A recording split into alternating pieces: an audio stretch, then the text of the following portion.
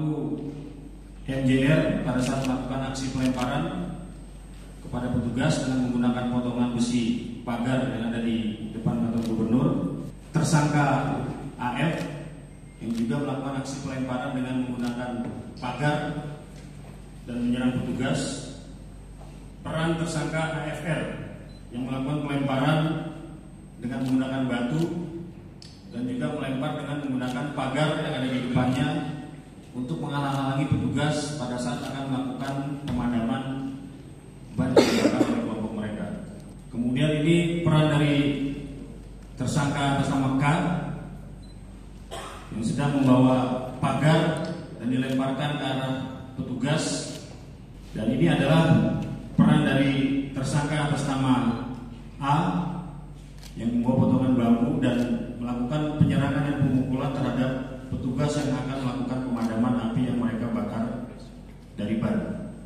Ini peran dari seorang tersangka atas nama A yang melakukan kegiatan konsolidasi pada saat merencanakan aksi unjuk rasa yang sudah disetting untuk dilakukan kericuhan. Dan dari hasil penyelidikan kami juga telah menemukan kelompok WhatsApp group yang mengindikasikan kalau memang mereka adalah kelompok anarko. Bertuliskan FMIPA bagian anarko. Ada jumlah anggotanya 18 orang. Dan ini semua akan masih kami lakukan kegiatan penelusuran. Apabila masih ditemukan ada kelompok-kelompok anarko yang melakukan aksi anarkis, maka kami akan terus melakukan pencarian dan penelusuran sebanyak mungkin. Dan kami pastikan tanpa ada keraguan kami akan melakukan penegakan hukum secara tuntas terhadap kelompok-kelompok yang secara jelas melakukan aksi kekacauan dan anarkis di wilayah Kota Semarang untuk mewujudkan Kota Semarang yang kondusif. Terhadap kelompok anarko yang terungkap dalam grup WhatsApp ini berjumlah 18 anggota juga kami akan melakukan penelusuran. Kami akan cari dan temukan sampai sejauh mana peran mereka, dan kami pastikan kalau ada terbukti melakukan tindak pidana pasti akan kita proses secara tuntas dan tegas. Baru kemudian setelah jam 17.00 datang sekelompok orang dengan menggunakan atribut berwarna hitam. Datang menggunakan atribut berwarna hitam, berkumpul di sisi sebelah kanan kantor gubernur, tepatnya di pintu masuk kantor gubernur.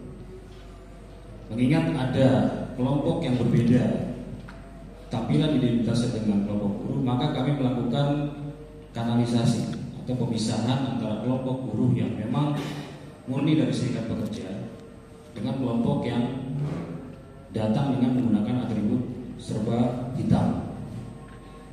Aksi unjuk rasa yang dilakukan oleh kelompok orang-orang yang menggunakan pakaian serba hitam itu sangat kontradiktif, di mana mereka datang langsung melakukan aksi pembakaran ban.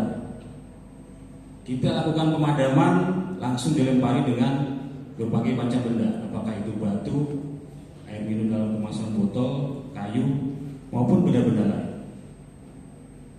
Kemudian mereka juga melakukan pengerusakan beberapa fasilitas-fasilitas umum yang ada di sekitar kantor gubernur.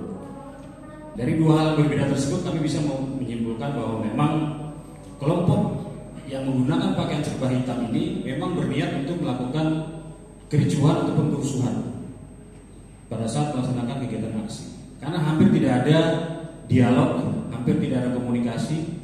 Ketika kami himbau, kami larang untuk berperilaku tertib, kami malah diserang, dilempar dengan benda-benda yang ada di sekitar mereka, dan diduga juga banyak benda-benda yang mereka bawa di dalam tas, dan teridentifikasi beberapa benda yang digunakan untuk melempar ataupun menyerang petugas. Apa yang terjadi kemarin yang dilakukan oleh kelompok-kelompok massa yang menggunakan atribut berwarna hitam itu sudah masuk kepada situasi melanggar hukum dengan indikator melakukan aksi pembakaran, melakukan aksi perusakan terhadap fasilitas umum, melempar dan menyerang petugas pengamanan, serta melakukan tindakan-tindakan lain yang bertentangan ataupun melawan dengan hukum. Atas itu Dan dari 14 orang tersebut, berdasarkan 2 alat bukti yang cukup, telah memenuhi status untuk ditetapkan sebagai tersangka. Terhadap para tersangka kami jerat dengan pasal 214 KUHP subsidiar 170